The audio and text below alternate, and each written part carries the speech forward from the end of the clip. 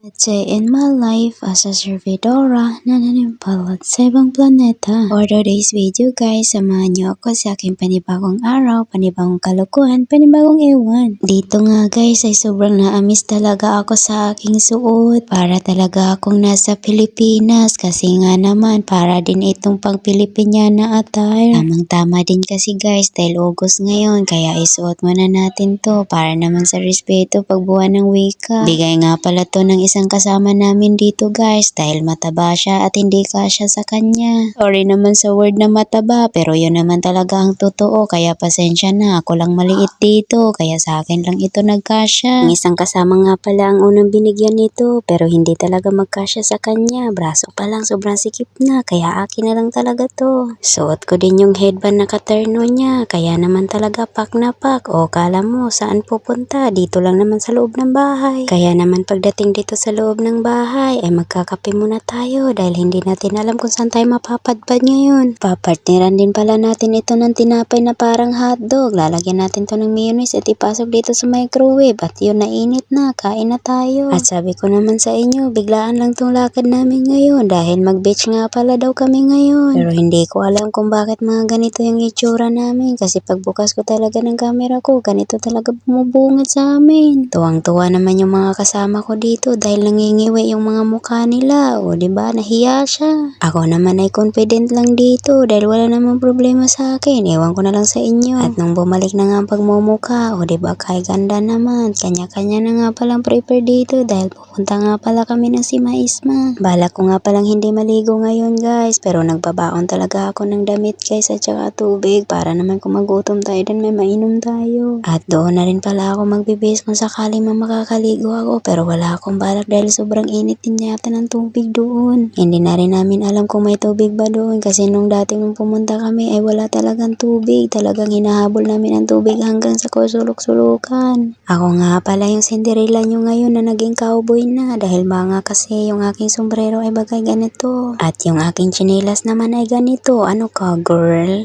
Nahagip nga pala yung isang kasama ko dito paglabas niya. O diba, mas cute pa sa akin kasi nga mas malaman siya sa kaysa sa akin. Meron pa din palang isa guys. O, yellow green yarn. Ang cute naman talaga niyan tingnan dyan guys. O, kanya-kanya ng outfit to. Nala, sige, tara na at maligo sa dagat. Binidyo ko nga pala itong mga kasama ko dito pero yung sabi niya yung noo niya daw. Nala, sige, iwan mo muna sa bahay yung noo mo. At itong isa naman ay nakasiksik na dito sa gilid. Ano, okay ka lang dyan? JMC na sasakyan nga pala ang ginamit namin ngayon dahil marami kami kaya nagkasya kami. At finally guys, nakarating na nga pala kami dito sa Sima Isma. Maganda pa nga ang kuha dito guys kasi nga maliwanag pa pero pagdating ng dilim ay hindi na talaga maganda. Ito nga din pala yung beach na napagpuntahan namin dati dito guys nung bago pa lang ako. At dito lang din kami bumabalik kasi hindi naman talaga nakakasawa kasi ang ganda naman dito. At ang nakakaganda pa guys ay walang bayad dito. Kahit buong araw ka dito mag-i-stay. Na para bang nasa Boracay lang ako? Sa Pilipinas naman ay hindi ko magagawa tong gumala sa mga ganito. Ay dito lang talaga guys. Nasa 15 minutes away lang din pala to sa tirahan namin guys. Kaya malapit lang din naman to sa amin. Sa mga oras na to guys ay papalayo na rin pala yung tubig dagat. Kaya naman naghahanda na sila para maligo na. Pero ako dito nagbibideo-video pa ako dan para bang nagpo-promote. Pero hindi talaga guys, wala talaga akong planong maligo dito dahil alam ko mainit pa rin ang tubig doon dahil summer pa dito ngayon. Sabi ko naman sa mga kasama ko, sige gawin nyo na lang akong photographer, ako na lang magbibideo sa inyo at magpipicture sa inyo. Dito nga guys, malinis din pala tong tubig dito guys kasi konti lang din naman ang mga pumupunta dito at mga naliligo dito. Tuwang-tuwa nga yung mga kasama ko dito guys dahil nakakalabas na sila na para bang isang taon na rin ang lumipas. Ilang linggo na rin pala yung awit namin sa amo namin guys. Pero ngayon pa lang talaga kami pinapayagan. Kaya ngayon lang talaga kami nakatakas. Mga takas yarn. Uy, hindi. Dahil hindi talaga kami pwedeng lumabas hanggat walang permiso ng aming kamahal-mahalang amo.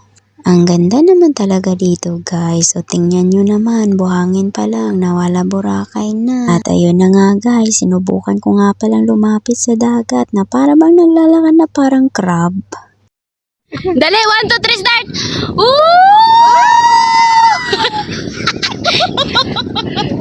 Video yan. Video pala. Maganda yung kay Manu tuwing langit ano?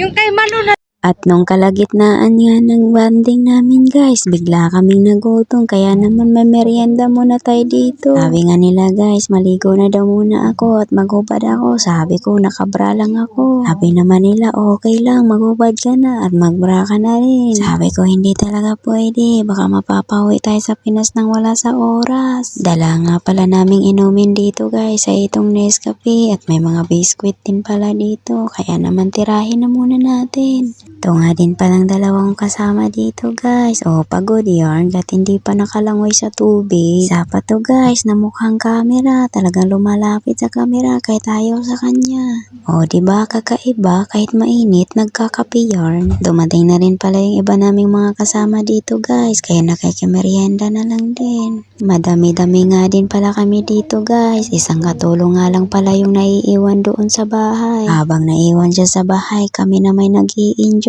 O selfish yarn. Okay lang yun guys kasi hindi naman namin kagustuhan. Kagustuhan naman yun ng mga nagdadala sa amin dito. Sabi kasi namin guys, mauna muna kami at susunod ka na lang kung gusto mo. Pero kalaunay hindi nga din pala siya pinapayagan kaya naiwan lang din talaga siya sa bahay. At sa mga oras na to guys, bigla na nga din palang dumidilim kaya medyo madilim na rin ang pagmumukha natin. Sa mga oras na to ay naghihintay lang din pala ako sa kanila dahil naliligo na pala sila at ako na lang ang nandito sa tabi lang. Ano, nag-i-emote yarn? Ay hindi, talagang dito lang talaga ako sa gilid kasi wala sa mood na maligo ako. At sa mga oras na to guys, niyaya pa nga pala ako ng mga kasama ko dito. Mag-TikTok daw muna kami bago kami umuwi. At gusto nga pala nila na may remembrance kami dito sa Sima Isma. Kaya naman for the go. At yung pag-aakala ko ay TikTok lang ang magaganap. Pinagawa pa pala ako nila ng video. O diba? Ginawa pa akong videographer ng garawana para bang mga sirena sa lupa. Ayaan nyo na guys dahil dito naman tayo masaya. Supportahan na lang natin ang bawat isa. Akala ko yun lang yun pero may pagulong pang nalalaman.